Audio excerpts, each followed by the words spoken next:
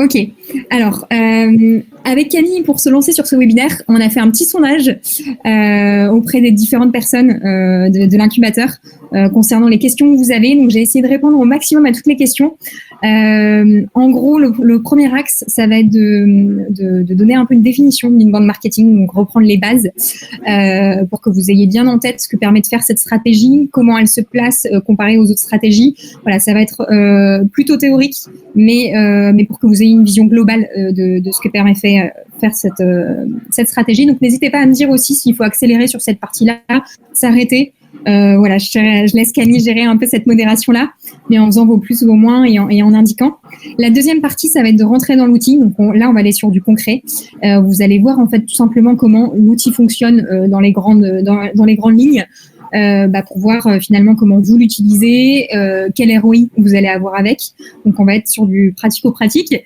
Et la dernière étape, ça va être d'expliquer comment, tout simplement, mettre en place cette stratégie et pareil, être très concret en expliquant étape par étape et en proposant un plan d'action que vous pouvez mettre en place à votre échelle. Donc là, on sera vraiment dans le déploiement de la stratégie. Voilà. Alors, c'est parti. Première étape, l'inbound marketing pour booster ta croissance. Je te laisse avancer d'une slide. Ça marche. Alors, du coup, l'inbound marketing, c'est quoi ? L'inbound marketing, c'est tout simplement la stratégie marketing qui consiste à faire venir les clients vers soi plutôt que d'aller les chercher. Voilà, les méthodes classiques, si on veut, un peu traditionnelles de marketing automation, c'est je prends mon téléphone, j'appelle et j'essaie de décrocher un rendez-vous. Donc c'est quelque chose qui a très bien fonctionné, qui fonctionne encore un peu, mais qui peut arriver à cette saturation. Aujourd'hui, qu'on reçoit des coups de fil d'un numéro inconnu, on répond pas forcément. Donc c'est pour ça que l'inbound marketing devient intéressant, et notamment aussi parce que toutes les méthodes de recherche, de prise d'information ont changé. On passe beaucoup plus par le digital. Dès qu'on a besoin d'information, on va aller taper sur Internet les mots-clés. Et l'idée, l'inbound marketing, du coup, c'est qu'une fois qu'une personne a tapé les mots-clés pour rechercher de l'information, finalement, la capter et rentrer en contact avec elle à ce moment-là. Donc, en fait, c'est pas le commercial qui fait le premier pas, c'est le prospect qui vient sur le site et du coup, qui s'intéresse à ce qu'on fait. Donc, c'est pour ça que voilà, on oppose cet aimant avec le haut-parleur. C'est deux techniques qui sont un peu différentes. Et les enjeux, c'est d'aller générer plus de trafic sur votre site parce que forcément, il va se renseigner, donc il va atterrir sur votre site, et d'améliorer les taux de conversion. Les personnes qui viennent sur votre site, l'idée derrière, c'est d'aller les convertir et donc les transformer en prospects. On peut avancer sur deux slides. Il y a un petit décalage. Alors, donc ça, c'est voilà, les grands principes de l'inbound marketing. Donc, pour qui, à qui ça s'adresse ? L'inbound marketing, c'est principalement pertinent pour les sociétés B2B. Pourquoi ? Parce qu'on est sur du cycle long. Donc, ça passe beaucoup par de l'éducationnel. On va aller chercher de l'info. Il faut vraiment expliquer les choses, accompagner finalement le prospect dans sa réflexion et sa compréhension de ce qu'on vend. Donc c'est vraiment pertinent du coup d'avoir ce type de stratégie qui passe par du contenu. Et ce que j'appelle contenu, c'est de l'article de blog, infographie, voilà, tout ce que vous pouvez créer pour attirer du coup votre prospect. Donc voilà, plutôt des cycles longs et des sociétés qui donc ont besoin d'expliquer leurs services et de rassurer leurs prospects. En termes de taille d'entreprise, c'est aussi bien dédié aux startups qui se lancent, qui veulent un outil facile à prendre en main, qui sont dans une démarche de j'arrive sur le marché, il faut que je montre mes axes de différenciation, ou alors si j'ai un produit novateur que je viens d'expliquer finalement ce que permet de faire mon outil. Qu'il y a des ETI, donc des sociétés très tournées sur le digital, et à des grands comptes qui sont des logiques de nurturing, qui ont des grosses bases de données et qui ont besoin de structurer leur démarche d'acquisition digitale. Donc, je te laisse avancer. Slide suivante. C'est bon. Alors, la différence concrètement entre ces deux méthodes, donc outbound marketing et inbound marketing. Outbound, le commercial va chercher du coup le client. Inbound, le client va chercher le commercial.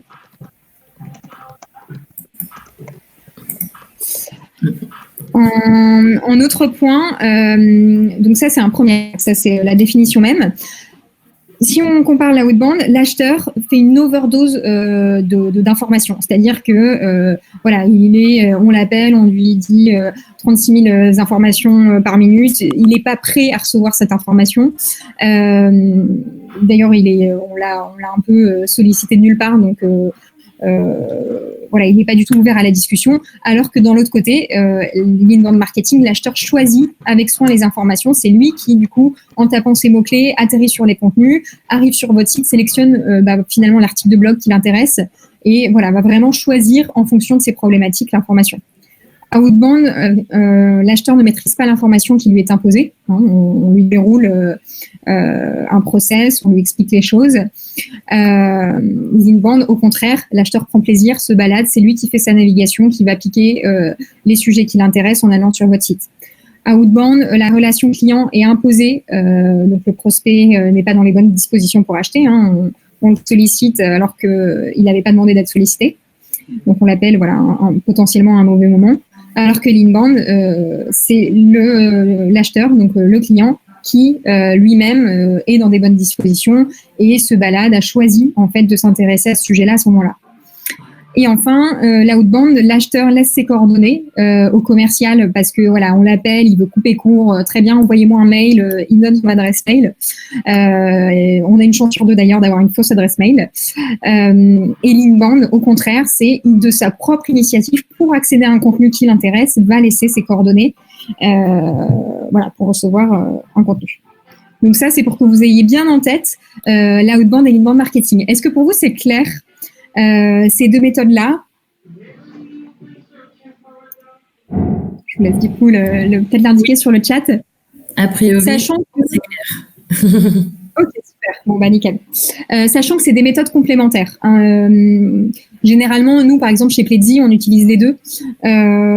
C'est important de diversifier ses canaux d'acquisition. Donc voilà. C'est deux méthodes. L'outbound n'est pas mort, mais c'est important aussi d'y mettre un peu d'inbound. Alors, quel est le parcours du prospect inbound? Donc là, j'avais prévu de vous partager mon écran, mais du coup, Camille, je te laisse faire le test. L'idée, c'est que tu puisses aller du coup sur Google, taper Kit Persona. Alors, hop. Donc, pour vous montrer un peu la démarche que va faire le prospect. C'est-à-dire que voilà, aujourd'hui j'ai une problématique de persona, j'ai envie de comprendre un peu comment ça fonctionne. Voilà, je suis en train de réfléchir sur le sujet, quelle est ma cible, quels sont mes personas.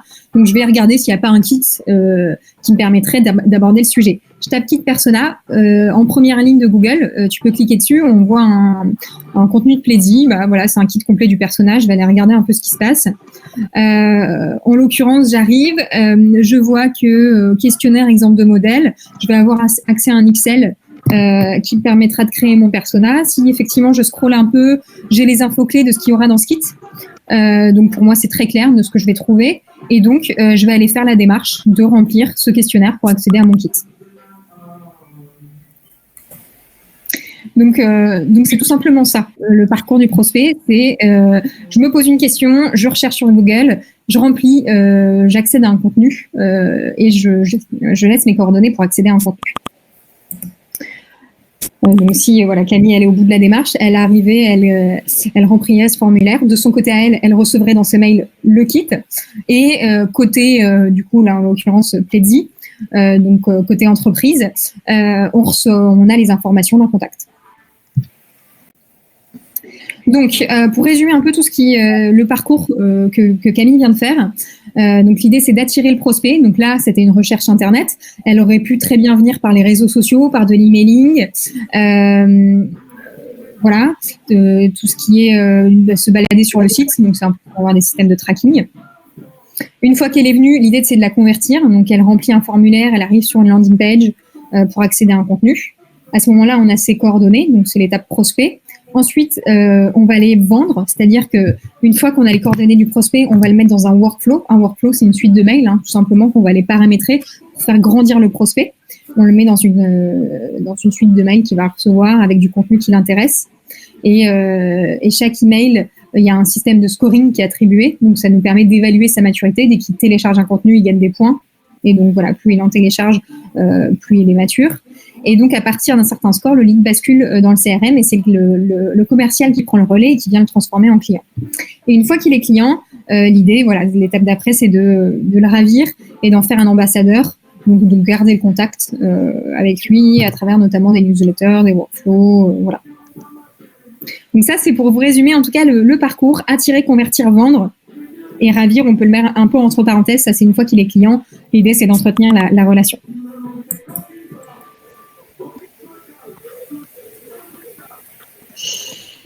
Donc maintenant, vous avez vu déjà la définition, à qui on s'adresse et comment ça marche. Maintenant, pourquoi du coup c'est indispensable de faire l'inbound marketing? Tout simplement parce que c'est une stratégie de survie. J'insiste là-dessus parce qu'aujourd'hui, en fait, 85% du cycle d'achat est fait sans prendre contact avec les commerciaux. Le moment où une entreprise, enfin où votre prospect appelle votre entreprise, c'est une fois qu'il a fait tout le parcours de son côté, vous faites partie de sa shortlist, voilà, il sait déjà que vous correspondez à vous répondez à son besoin et il a sélectionné une shortlist d'acteurs avec qui il a envie de rentrer en contact. Donc en fait, tout le parcours a été fait de son côté en amont. Et c'est comme voilà l'iceberg, si on veut. Toute la partie sous l'eau a été faite de son côté et vous arrivez vraiment les dernières étapes. Donc, c'est ultra important de pouvoir capter vos prospects en amont et donc de se positionner sur de l'acquisition digitale et de créer du contenu pour capter du coup vos prospects. Donc ça, c'est voilà, important. Aujourd'hui, tout le monde a cette méthode-là, donc c'est vraiment une stratégie de survie. Ça permet d'augmenter votre trafic web, l'inbound marketing, parce que forcément, vous allez faire venir tout le monde sur votre site. Donc ça va avoir un impact en termes de référencement du site et de trafic. Donc 85% des entreprises qui utilisent l'inbound augmentent leur trafic en 7 mois. Et l'inbound marketing est 10 fois plus efficace pour convertir les leads que les méthodes classiques. Et surtout, c'est moins coûteux que les méthodes traditionnelles. Donc, pareil, vous qui vous lancez en jeune entreprise, finalement, l'inbound marketing, c'est 3 fois plus de leads et ça coûte 62% moins cher. Et en plus, c'est beaucoup plus scalable. Parce que voilà, vous avez tous les outils pour voir ce qui se passe. Chaque contenu que vous faites, vous voyez tout de suite le ROI, combien de visiteurs, combien de leads derrière, et du coup, vous faites du test and learn. Ça vous permet de vous adapter en temps réel dès que vous faites un contenu. Bon, celui-là, il n'y a pas eu de visite du tout, il n'y a pas eu de conversion. Je vais peut-être me rediriger sur ce sujet-là qui finalement intéresse bien ma cible.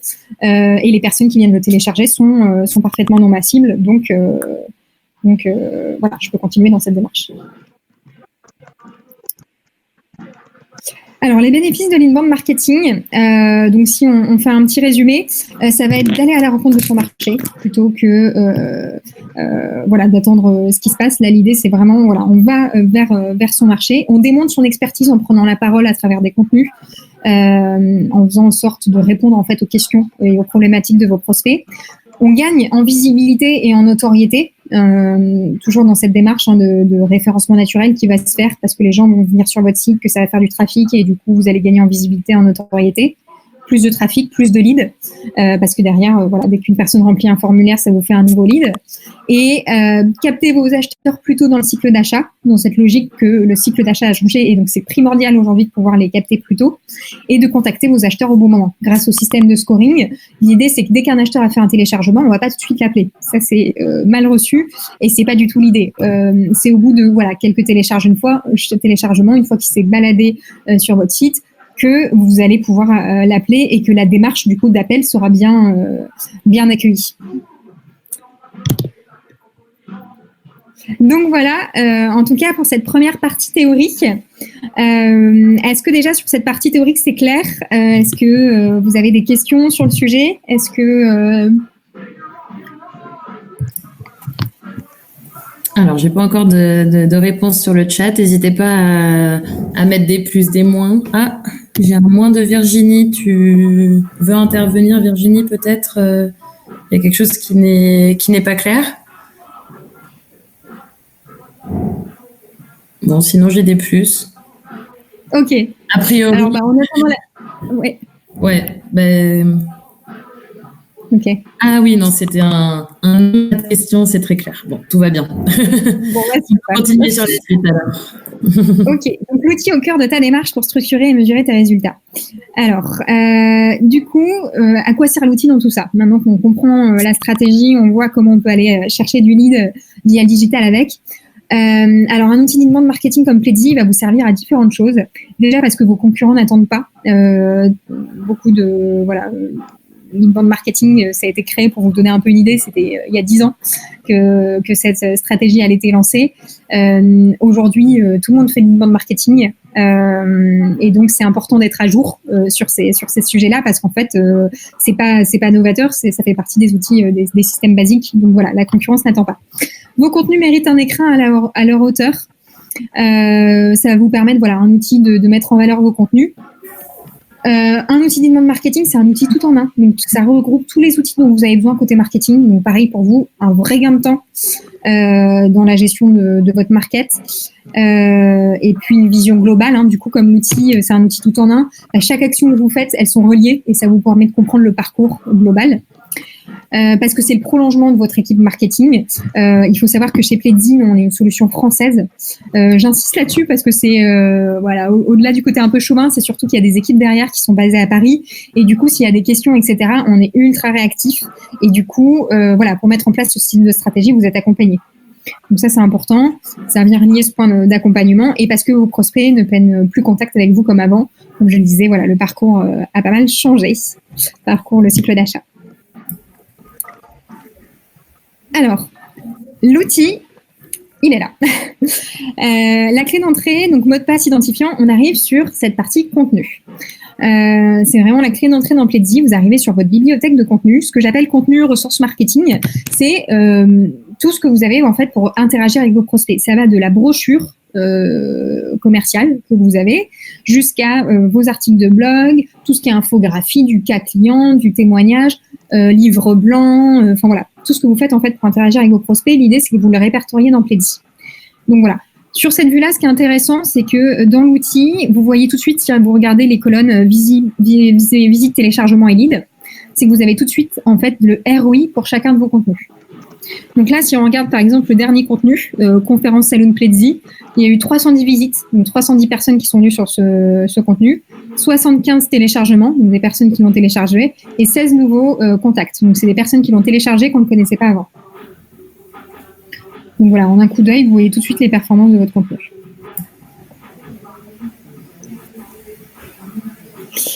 Ici, l'idée, c'est qu'on rentre du coup sur un contenu. Si je respecte toujours ce parcours de conversion qu'on a vu tout à l'heure et qu'a fait Camille, une fois qu'on a le lead, vous allez pouvoir du coup créer une landing page dans Pledzi pour en fait convertir votre prospect derrière. Landing page, donc vous la créez en drag and drop. Comme vous voyez, vous avez tous vos blocs à gauche, c'est ultra simple, on a des templates, ça va être ultra simple à créer, à mettre à jour. Et cette landing page, vous pouvez tout à fait la relier sur votre site derrière pour optimiser les conversions sur votre site ou alors la pousser de manière isolée sur les réseaux sociaux.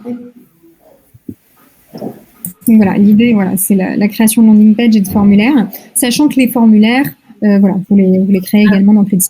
On a une question de Léa, je t'interromps Joël, excuse-moi. Ouais. Léa, n'hésite pas à rallumer ton micro pour poser ta question. Allô? Oui, bonjour Léa. Bonjour. Moi j'ai une question, est-ce que, parce que j'ai fait une landing page justement, mais je voulais savoir si on pouvait intégrer une landing page déjà créée à votre outil du coup. Ou s'il fallait directement la faire sur Pledzi, en fait. Alors, plusieurs possibilités. Effectivement, si tu as une landing page déjà créée, ça sert à rien. Tu peux ne pas la refaire dans Pledzi. D'accord. Après, nous, ce qu'on préconise, c'est de la faire dans Pledzi parce que tu bénéficies du tracking de ta landing page dans Pledzi. Et puis, en fait, on a un système de formulaire profiling. Donc, pour vous expliquer rapidement, profiling, c'est-à-dire que c'est des champs du formulaire qui évoluent. Par exemple, là, je fais un téléchargement, on va demander nom, prénom, adresse mail. Si je reviens sur le site faire un nouveau téléchargement, on va poser d'autres questions. Quelle est votre fonction? Avez-vous un projet? Quel est votre numéro de téléphone? Donc, en fait, ça permet de savoir, dès que le prospect revient sur le site, de poser des questions supplémentaires pour capter de l'info sans harceler. Et non pas avoir un formulaire de 10 questions où en fait on noie le prospect, jamais il le remplira. Et donc voilà, donc ça permet de collecter de l'info au fur et à mesure. Mais si toutefois tu veux garder tes landing pages existantes, c'est possible. D'accord. De rajouter un formulaire statique Pledzi. Ok, ça marche, merci. De rien. Voilà pour la partie landing page. Donc là, l'idée, c'était du coup de publier le contenu à travers une landing page, un formulaire. Ensuite, on va aller le promouvoir. La promotion, vous avez différentes possibilités. Donc sur Pledzi, vous avez aussi les réseaux sociaux. Donc ça, c'est intéressant. En plus de faire outil landing page, vous avez les réseaux. Comme réseau, on a Facebook, LinkedIn et Twitter. C'est les petits logos que vous voyez là. Donc on fait de la programmation de posts. Vous pouvez gérer du multi-compte. Donc pas uniquement le vôtre, mais aussi ceux de toute l'équipe. Donc pour gagner en visibilité. Vous pouvez faire des mailings aussi, donc on fait aussi outil de mailing, réseaux sociaux, mailing, landing page. Donc là, pareil, on fait tout ce que fait un outil de mailing. Template, segmentation de base, programmation, enfin voilà, tout ce que fait un outil de mailing. Et on fait également tracking de liens sponsorisés, donc tout ce qui est Facebook Ads, LinkedIn Ads, AdWords, comme ça, ça permet de collecter les infos de performance. Donc ça, c'est les leviers de promotion. Donc on a publié le contenu, on lui a donné de la visibilité en le poussant par mail, en le poussant sur les réseaux sociaux. L'étape d'après, c'est d'automatiser la diffusion de contenu. Donc là, on a différents leviers, les campagnes intelligentes, les newsletters et les workflows. Les workflows, c'est le schéma que vous voyez à droite, qui est en fait le système classique de mise en place de workflow. C'est-à-dire que j'envoie un email, si la personne l'ouvre, j'envoie l'email 1, si elle n'a pas ouvert, j'envoie l'email 2. Et je crée mon workflow un peu comme ça. En fonction du comportement de mon prospect, j'envoie une suite de mails qui est différente pour le faire grandir. Généralement, c'est une partie extrêmement chronophage. Donc, chez Pledzi, on a inventé les campagnes intelligentes. Et ça, c'est des workflows qui sont automatisés. Donc, plus besoin de les faire à la mano. C'est l'algorithme Pledzi qui va sélectionner le bon contenu envoyé en fonction de chacun des prospects, en fonction de leur intérêt et de leur maturité. Voilà pour les principes. Et aussi, vous avez une newsletter. Donc, la newsletter que vous allez pouvoir créer dans Pledzi, c'est la même interface que la partie landing page. Donc, on est sur du drag and drop. Ça va être ultra simple à créer. Et donc, vous allez pouvoir automatiser votre newsletter. Donc ça, c'est pour vous donner une vue un peu globale. Je ne suis pas rentrée dans l'archi-détail de chaque fonctionnalité, mais au moins, ça vous permet de voir un peu comment ça fonctionne. Sachant que du coup, Pledzi, je ne vous l'ai pas dit tout à l'heure, mais c'est important, on est la brique marketing qui fait le lien entre votre site et votre CRM. On est vraiment sur cette partie-là. Pas besoin nécessairement d'avoir un CRM. Si vous en avez un, c'est parfait. Ça permet de verser dans le CRM les leads chauds. Mais voilà, l'idée, c'est on vient se plugger au site, on capte les visiteurs et une fois qu'on a les informations des contacts, on les met dans ces fameux workflows pour les faire grandir. Et à partir d'un certain score, hop, on fait la bascule avec le CRM. En termes d'analyse de les résultats, donc là, vous avez un petit screen du tableau de bord de Pledzi. Ça vous permet tout simplement de voir ce qui se passe. Tout ce que vous avez fait dans Pledzi, vous allez pouvoir le voir dans votre tableau de bord. Donc, regardez les performances de vos mails, de vos landing pages, de vos posts sur les réseaux sociaux. Et là, ce qui est ultra intéressant sur ce graphe, les visites par source, vous voyez d'où viennent vos leads. Est-ce qu'ils viennent du trafic direct? Est-ce que ça vient de mes emailing, de mes réseaux sociaux, etc. Donc, ça vous permet de comparer les différents canaux, par exemple. C'était trop qu'on boudoule les petites saucisses. Et dernière partie du coup de l'outil, c'est la fiche contact. Ici, vous avez une vision en fait d'une fiche contact, donc d'un lead que vous avez collecté. Donc là, on est sur celle de Benoît Collet. Vous avez ici depuis quand on le connaît, donc le 12 décembre 2018, sa maturité, donc son score, et toutes les infos qu'on a pu collecter sur lui. Donc dès qu'il a regardé une page sur le site, dès qu'il consomme un contenu, voilà, il va gagner des points. Et donc, on va avoir toutes ces infos-là. Et au moment où on fait la bascule côté CRM, le commercial a les infos et ça lui permet de construire le meilleur discours possible. Donc voilà, c'est ici l'exemple de parcours. Donc, on voit chacune de ces actions et qui nous permet du coup de construire le discours derrière.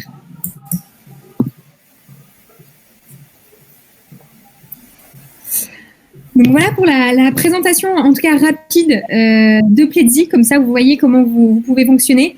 Donc voilà, tous les leviers d'acquisition, les réseaux sociaux, les emailing, vous les faites depuis Pledzi. Vos landing pages également pour venir convertir vos leads et les workflows pour les faire grandir. En termes de KPI qu'on va aller pouvoir suivre dans Pledzi et la moyenne de nos clients pour vous donner des idées, en moyenne, nos clients en moins d'un an, ils vont augmenter leur trafic web de 70%.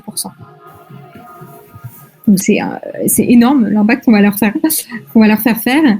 Et la deuxième slide, du coup, le deuxième KPI qu'on va aller chercher, c'est le taux de conversion qu'on va aller multiplier par 3. Donc de visiteurs à lead, on multiplie par 3 en fait tout simplement la conversion. Donc c'est voilà des vrais gaps qu'on va faire passer à nos clients. Et du coup, pour résumer rapidement nos points forts, Pledzi, le gros avantage, comme je vous l'avais dit, c'est qu'on a un outil français d'inbound marketing.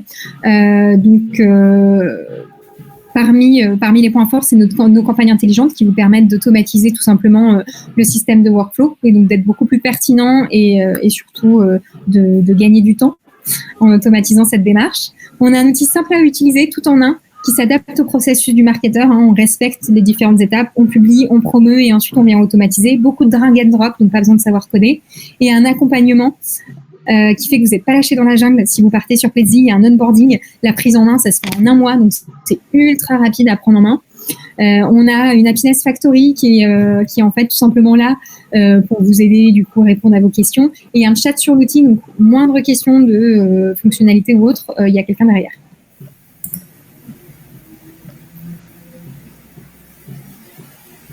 Donc voilà pour un peu une vision de l'outil. J'espère que ça vous permet déjà de voir un peu plus comment ça fonctionne, de comprendre du coup l'avantage de partir sur un outil. Pareil, n'hésitez pas s'il y a des questions. Maintenant, on va passer dans le concret. Du coup, les 4 étapes pour mettre en place sa stratégie d'inbound marketing. Qu'est-ce qu'il faut faire, dans quel ordre. Voilà, comment structurer ta démarche. Premier point avant de rentrer dans le détail des étapes et qui me semble important à mentionner, c'est le timing. C'est le contexte actuel qui est clairement un bon timing pour vous lancer. Pourquoi ? Parce qu'en fait tout le monde aujourd'hui est en télétravail, tout le monde est sur le digital, donc sur Internet, en train de faire ses recherches, en train de chercher de l'info, etc. Donc encore plus qu'avant, c'est le bon moment de se lancer. Aussi parce que tous les événements ont été annulés, les salons, voilà, tout ça a été annulé, donc les canaux assez classiques pour aller chercher des leads tombent un peu, sont malheureusement pas opérationnels cette année. Quoi. Les salons, ça va pas trop marcher, donc c'est important. Ce que je vois, c'est 2 graphes qui représentent du coup l'activité de Pledzi. On peut voir en fait sur le graphe de gauche prospection marketing, prospection en rouge. Donc ça, c'est nos leads qui viennent via la prospection qui sont en baisse, alors que le marketing on est constant. Et ça, c'est les chiffres récents, ça date du mois dernier. Donc on voit que voilà l'impact du Covid, etc. n'a pas eu de conséquences de notre côté. Et les leads par canal. Ici, on regarde que le SEO, il a une montée, donc il y a beaucoup plus de recherches et de visites sur notre site ces derniers temps. Donc ça, c'était la petite parenthèse timing. Maintenant, si on rentre sur les étapes de mettre en place l'inbound marketing, les étapes pour mettre en place l'inbound marketing, donc la première étape, c'est la réflexion stratégique.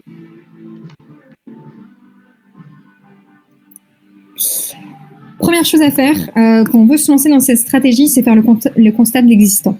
Donc déjà faire le point sur ce que vous avez. En termes de budget, en termes de ressources, quels sont les outils que vous utilisez aujourd'hui, comment vous fonctionnez, les processus internes, comment aujourd'hui vous traitez vos leads, combien de temps, combien de rappels vous faites, mettre un peu les choses à plat, et quels sont aujourd'hui vos chiffres en termes de nouveaux clients, en termes de conversion, de visiteurs sur votre site, de conversion sur votre site. Tout ça, c'est des KPI à avoir en tête pour se lancer, faire un peu l'état de l'existant pour savoir ce dont vous avez besoin. Donc, une fois que vous avez fait ça, l'étape d'après, c'est de voir en fonction ce dont vous avez besoin. Là, en l'occurrence, sur cette stratégie, il y a 3 choses dont vous allez avoir besoin. Votre site web, une réflexion stratégique et un outil de marketing automation.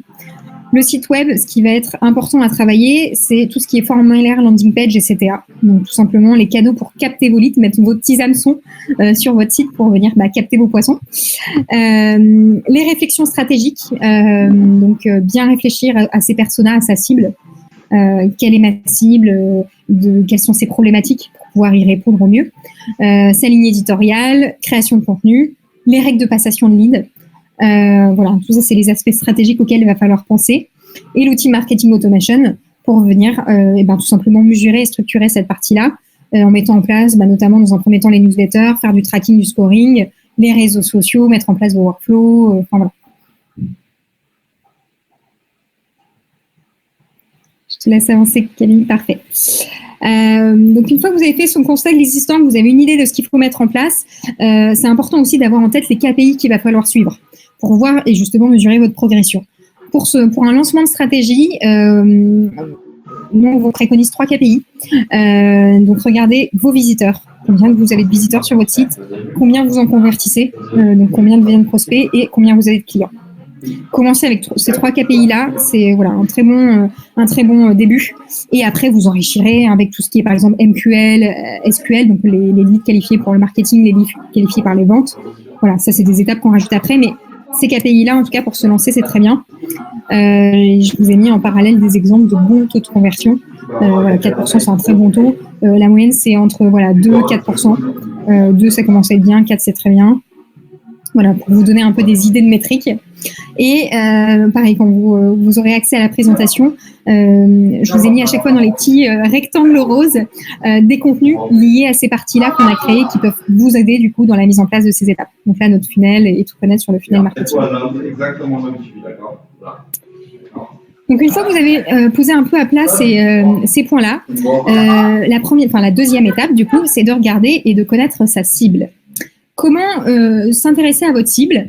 La première chose, c'est de se dire de faire le point en fait sur 1 ou 2 personas maximum. Ça sert à rien d'imaginer 3-4 personas. Il vaut mieux se concentrer sur 1 ou 2 personas et ensuite en créer plusieurs. Mais vraiment regardez votre cible type dans un premier temps. Cette réflexion sur les personas, c'est bien de la porter en regardant vos clients, tout simplement, parce que c'est le meilleur indicateur. Donc, choisir parmi ces clients ceux qui représentent le plus votre cible, ceux qui sont le plus en adéquation avec votre produit. À partir de là, l'idée, c'est de créer et réaliser des interviews pour bien comprendre leurs points de douleur, ce qui leur plaît, où est-ce qu'ils en étaient, voilà. Et à partir de là, ça vous donnera des idées, en fait, tout simplement, pour les contenus, d'avoir des idées de points de douleur pour créer du contenu adéquat derrière qui correspond aux problématiques de votre cible. Donc là, pareil, vous retrouvez ici notre kit complet du buyer persona, comment les définir, et un petit outil gratuit que je vous invite à aller voir où on vous donne des nuages de mots-clés. Vous allez rentrer des informations clés et à partir de là, on vous génère un nuage de mots-clés qui peut être intéressant du coup pour créer du contenu.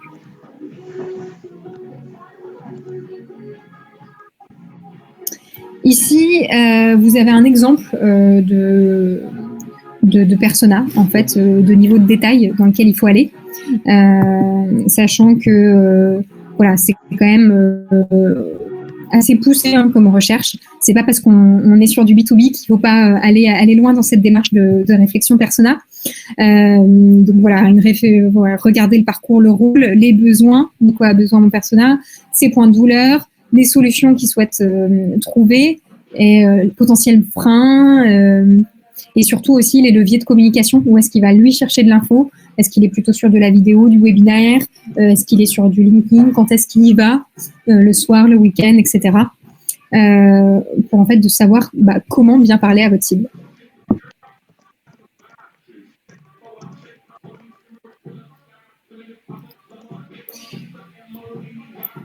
L'étape d'après, ça va être de tout simplement, une fois que vous avez bien posé à plat votre cible, de regarder votre stratégie et la création de votre contenu. Le contenu, voilà, ça réveille plein de questions. Combien de contenu faut faire? Comment produire du contenu? Quel type de contenu produire? Voilà, il y a plein de questions qui surviennent quand on parle de ça. Et du coup, c'est important. Je vous ai ressorti du coup une métrique. Près de 65% des entreprises publiant moins de deux articles de blog par mois génèrent en moyenne 220% de leads en plus et voient leur trafic web augmenter de 26%.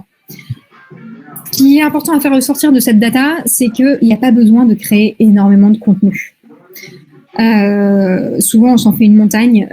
Voilà, c'est pas primordial. 2 articles par mois, il y a déjà des leviers énormes à aller chercher avec une création de 2 articles par mois. Ici, vous avez un lien vers un webinaire qui permet de rentrer beaucoup plus dans le détail, mais point important, c'est effectivement qu'il ne faut pas partir sur plein de contenus. Il vaut mieux privilégier la qualité plus que la quantité. Et surtout, ce qui est intéressant, c'est que, bonne nouvelle, vous avez déjà du contenu. Très souvent, on ne s'en rend pas compte ou on n'exploite pas ce qu'on a. En l'occurrence, les brochures commerciales, c'est du contenu et c'est très important de le rendre téléchargeable. Voilà, de capitaliser en fait tout simplement dessus.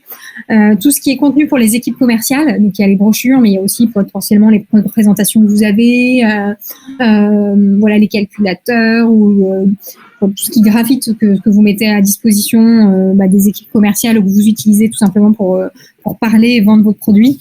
Il y a sûrement un contenu à faire dériver de tout ça.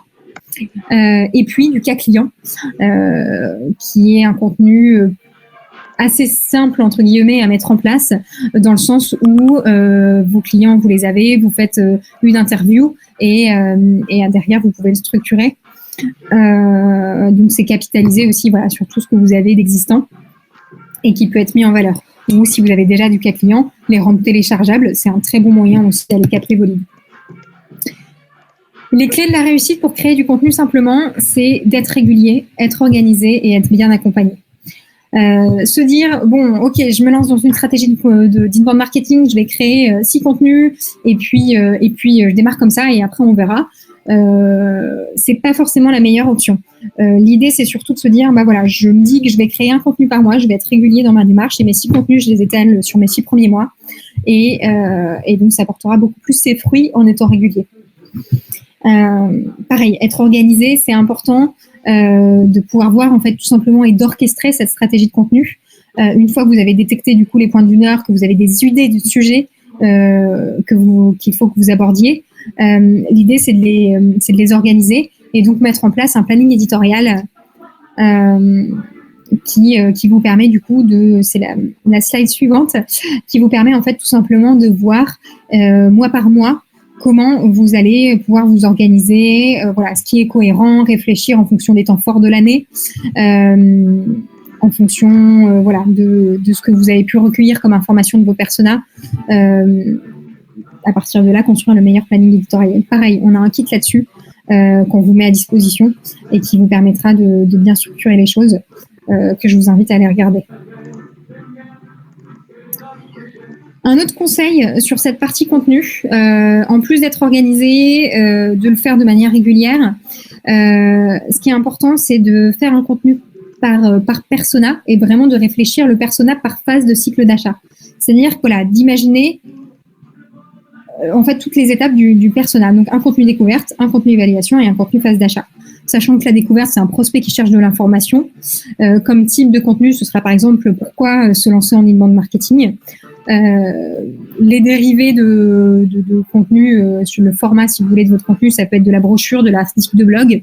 Checklist aussi, c'est ultra intéressant et c'est un petit tips qui peut être intéressant à exploiter. Ça sert à rien de s'imaginer un énorme article de blog de 200-300 mots. Parfois, une checklist, ça fait beaucoup plus le job de savoir tout simplement comment aborder les différents points.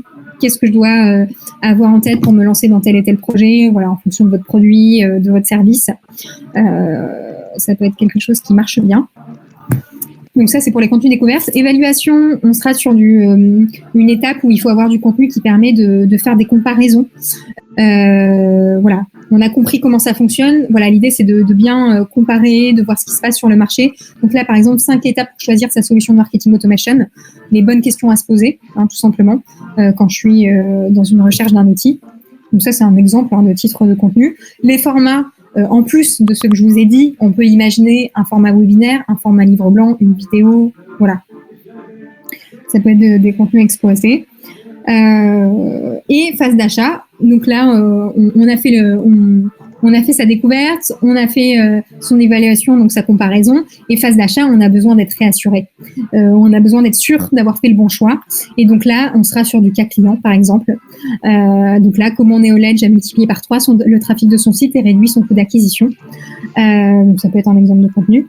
Et on sera sur en forme de contenu de l'étude de cas, un CTA de demande de démo, si on est sur du SaaS par exemple, les guides de prise en main qui peuvent être aussi téléchargés à ce moment-là. Voilà. Donc c'est important, vous avez votre persona, vous réfléchissez à votre planning éditorial et vous imaginez un contenu par phase. C'est vraiment voilà, le process pour bien structurer votre stratégie de contenu. Et la dernière étape, ça va être le site web. L'étape 4, donc mettre des hameçons pour capter vos prospects.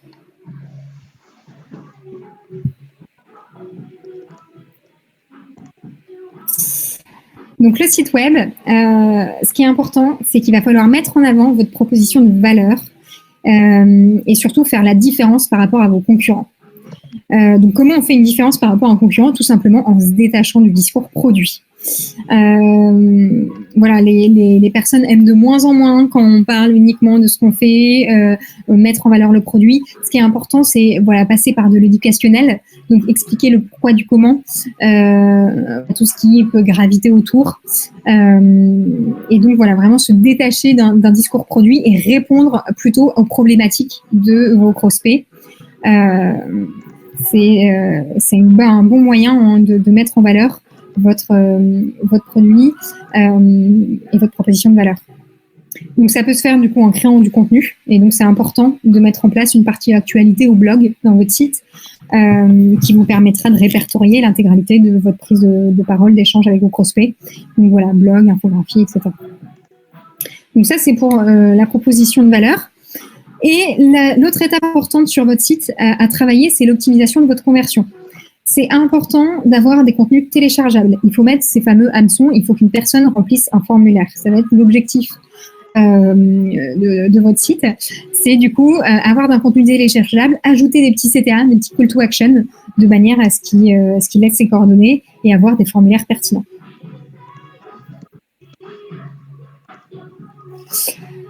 Sur la partie formulaire, je vous ai mis par exemple des exemples de formulaires newsletter, donc voilà, en haut de page et en pop-up. C'est important sur s'il y avait une reco en tout cas sur cette partie newsletter, c'est important de les rendre simples et légers. Ne pas poser 36 questions, on va à l'essentiel sur la news. On demande voilà, un champ email et un champ prénom. Ça marche très bien. Et il faut un CTA qui soit clair et qui informe sur la fréquence des newsletters. Ça, c'est un petit tips qui peut être ultra intéressant parce que souvent, on a peur de se faire bombarder. Donc, c'est un bon moyen de rassurer votre prospect, votre visiteur et de l'inciter à venir tout simplement cliquer et à remplir son formulaire. Pareil, je vous ai mis un petit article de blog sur comment créer des newsletters efficaces. Comment créer des bons formulaires, pardon. Qui peut être intéressant à les regarder. Voilà, sachant que ce qui est important, c'est souvent d'expliquer la suite, d'avoir un CTA très clair qui explique tout simplement les conséquences qu'il va y avoir. Donc voilà.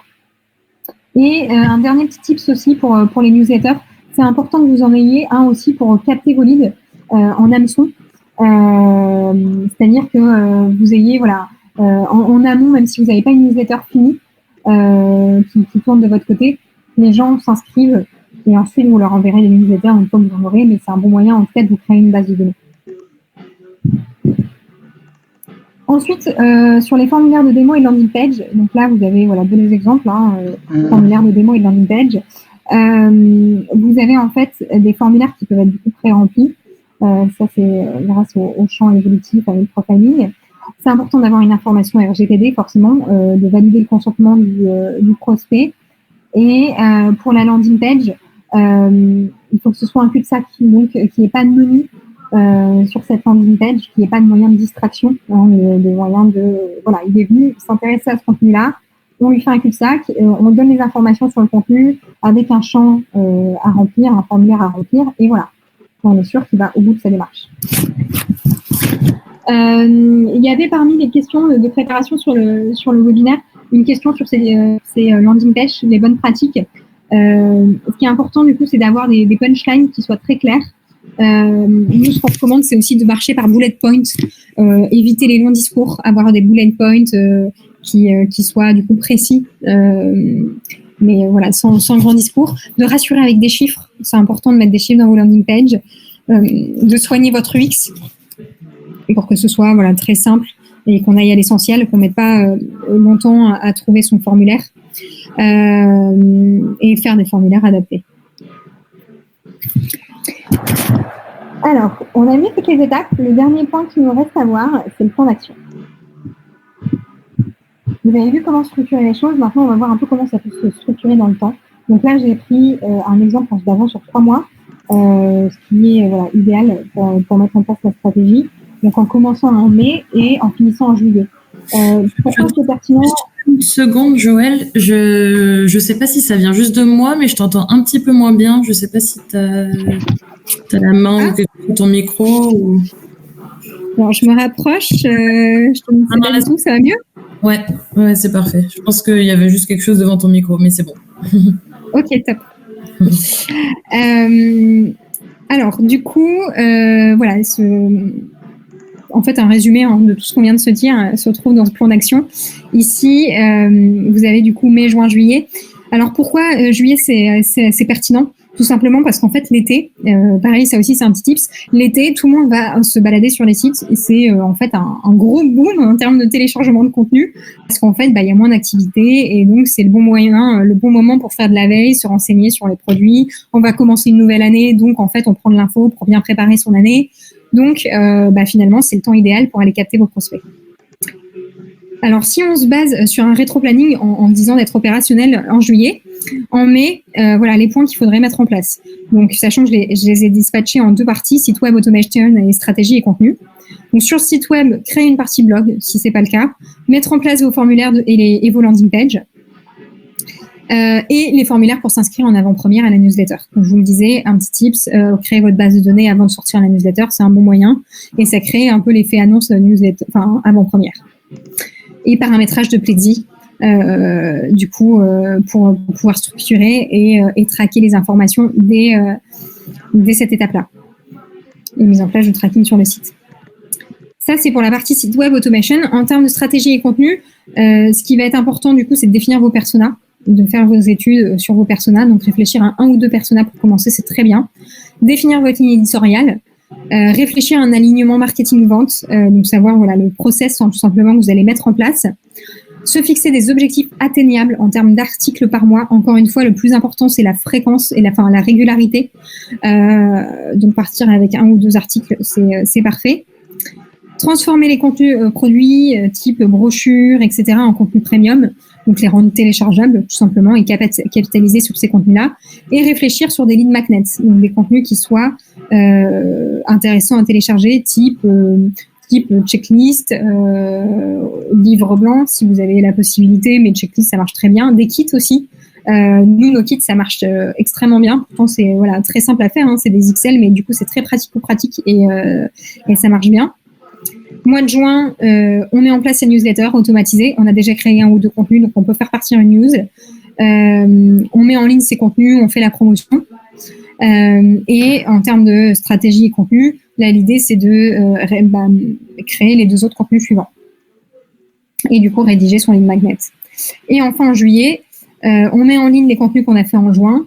On fait la promotion de ces articles et de son lead magnet. On met en place les workflows. On commence à avoir un petit peu de contenu, donc on peut mettre en place des systèmes de workflow. Et on analyse les reportings. On voit tout simplement l'évolution sur les 3 derniers mois en termes de trafic. On regarde par contenu les conversions en termes de visites, de leads générés. Et du coup, ça nous permet sur la stratégie et contenu d'améliorer sa stratégie. Et voilà, et de savoir quels sont les prochains contenus. Enfin voilà, de faire du test and learn tout simplement pour pouvoir adapter derrière. Et on est du coup sur des étapes, voilà, on vient de finir sur LeadMarknet et on rédige 1 ou 2 articles, donc on reste dans cette régularité tous les mois d'aller rédiger des articles. Quoi? Voilà, est-ce que ça vous paraît clair? Est-ce que vous avez des questions? Merci beaucoup, Joël. Mais du coup, ouais, si vous avez des questions, n'hésitez pas, c'est le moment. En tout cas, moi, ça m'a paru très clair. Ok. Alors, bon, j'ai pas l'impression qu'on ait tellement de questions qui nous viennent.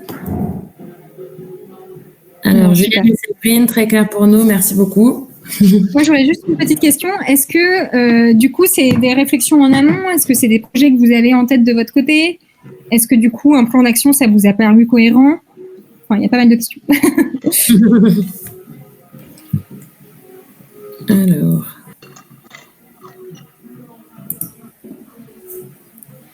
Ah, vous êtes timide?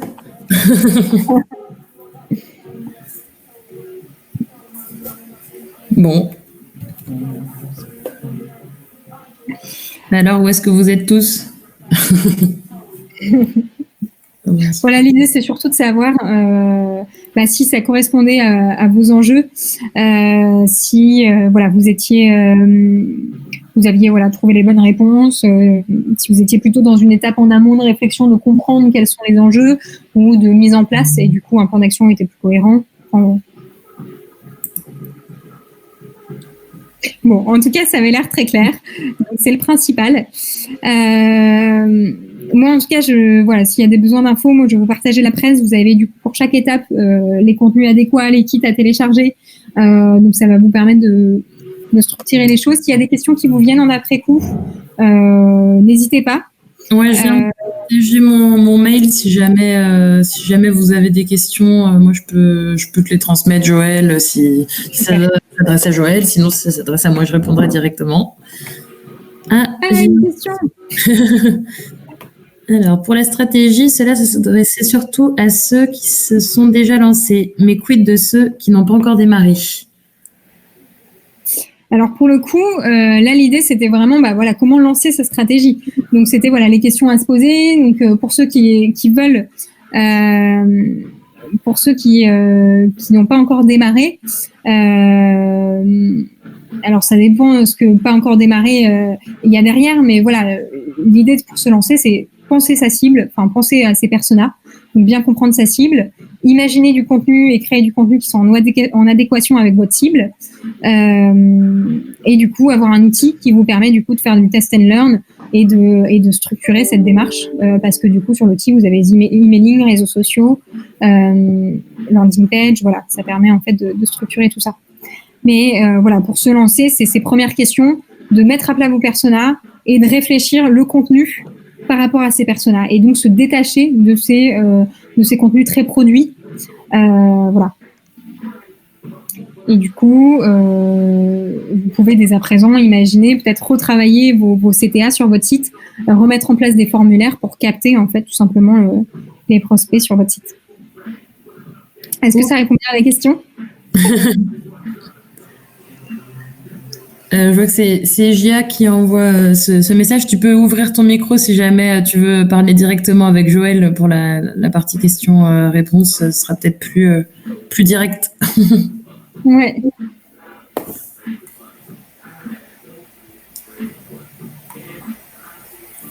Bon.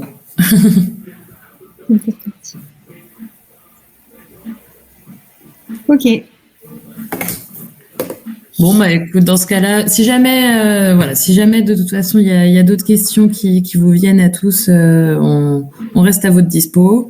Moi, j'ai mis mon mail, vous n'hésitez pas à nous en poser d'autres derrière. Et puis, je sais pas si tu avais quelque chose à ajouter, Joël, encore, ou si c'est bon pour toi. C'est tout de mon côté. S'il n'y a pas de questions, c'est parfait. Ok. Super. Et ben dans ce cas-là, je te dis un immense merci pour ce Wine Not Talk. C'était super intéressant et instructif.